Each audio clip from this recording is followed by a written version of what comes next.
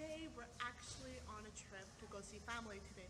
So right now I'm actually at a rest area just to, stretch and just relax before we go back on to our trip and just keep traveling. I probably will be vlogging so you all get to see more of what we're doing. So let's go.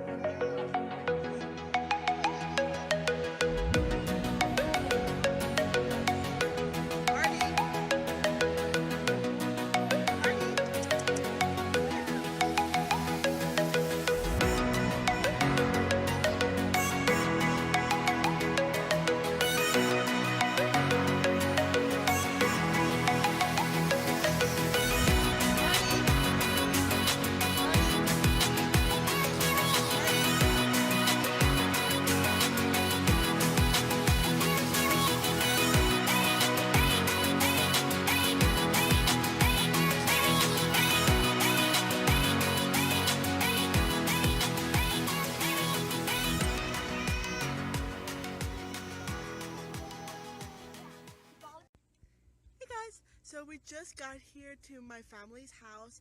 I'm probably not going to be vlogging that much today, just a little vlog today. So just a little run through.